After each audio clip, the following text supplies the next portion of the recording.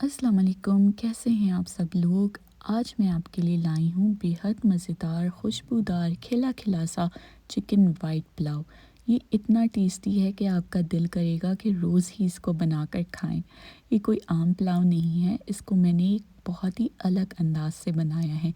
तो आप इस रेसिपी को ज़रूर ट्राई कीजिएगा, इंशाल्लाह आपको ये रेसिपी बहुत पसंद आएगी और बच्चों को भी बहुत पसंद आएगी। बहुत ही कम मसालों से ये बहुत डिफरेंट सी मुनफरद सी वाइट पुलाव बन के तैयार हो जाती है। चलें बिस्मिल्लाह पढ़ते हैं और रेसिपी को स्टार्ट करते हैं। तो इस पुलाव को बनाने के लिए मैंने 1 किलो चिकन ले लिया, जिसको अच्छे से वॉश कर लिया और इसको अच्छे सा हमने इसका पानी खुश्क कर लिया है। यहाँ पे हम चिकन की मैरिनेशन कर रहे हैं, तो मैंने यहाँ 1 टेबल स्पून सॉल्ट ऐड कर दिया।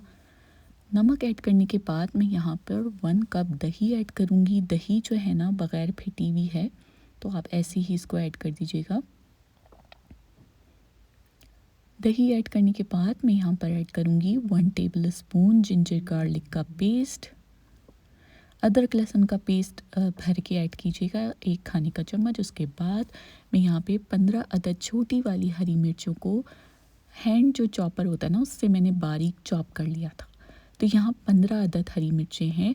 अच्छा, ये बिल्कुल परफेक्ट मिर्चें हैं, ये ज़्यादा ना तीखी होंगी ना ज़्यादा फीकी होंगी, 1 किलो चावल के हिसाब से।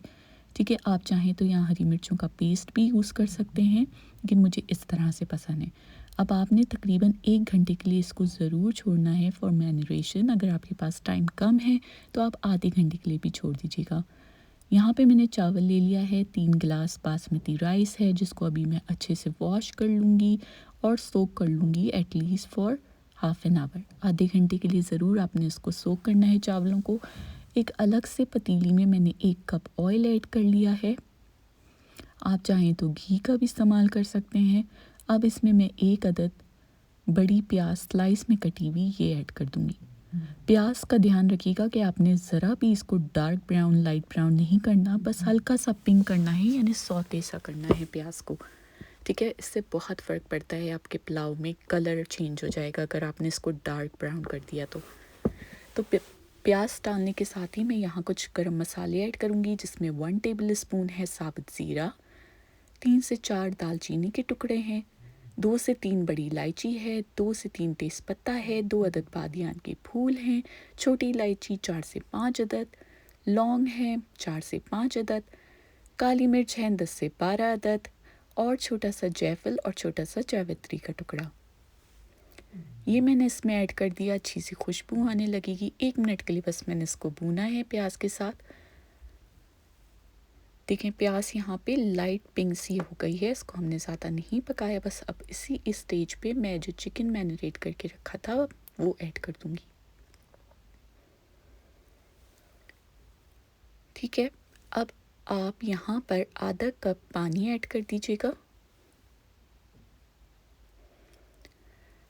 बस इतना ही अभी इसमें पानी जाएगा, अच्छे से मिक्स कर लीजिए। इसको आपने मीडियम टू लो फ्लेम पर ढककर पकाना है 15 मिनट के लिए।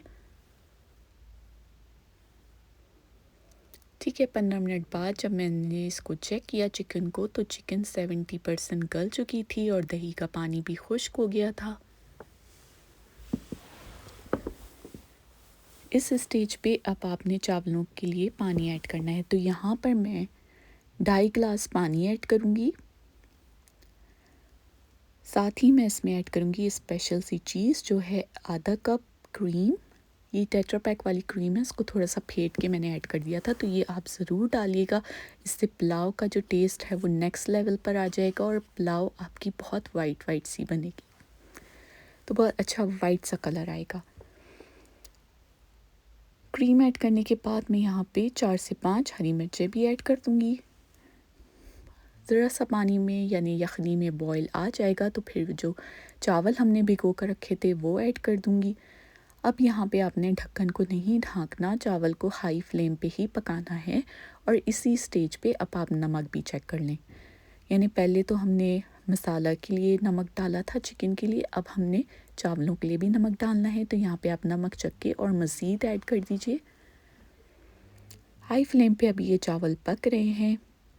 जब इसकी यखनी ऑलमोस्ट खुश्क हो रही होगी, जैसे इस तरह से बड़े बड़े बबल्स बनने लग गए होंगे, तब आपने इसको ढकना है और 15 मिनट के लिए रखना है दम पर, लो फ्लेम पे। और ये देखिए 15 मिनट बाद जब मैंने इसको चेक किया तो इतनी मज़ेदार सी, खुशबूदार सी, खिली खिली सी चिकन वाइट पुलाव बिल्कुल रेडी थी। ये बहुत ही मज़ेदार होती है, आप इसको ज़रूर ट्राई कीजिएगा। मेरी रेसिपी अगर आप लोगों को पसंद आ रही है, हेल्पफुल हैं, तो मेरे चैनल को लाइक और सब्सक्राइब करना बिल्कुल नहीं भूलिएगा। बेल का आइकन भी प्रेस कर दीजिएगा ताकि मेरी हर नई आने वाली वीडियो सबसे पहले आप तक पहुँचे। आप यकीन करें ये पुलाव इतना टेस्टी बनता है कि इसके साथ खाने के लिए आपको ना ही कोई अचार की ज़रूरत है, ना ही कोई सैलेड की और ना ही कोई रायते की। तो बिलीव मी, इस रेसिपी को ज़रूर ट्राई कीजिएगा, मुझे अपना फ़ीडबैक ज़रूर दीजिएगा।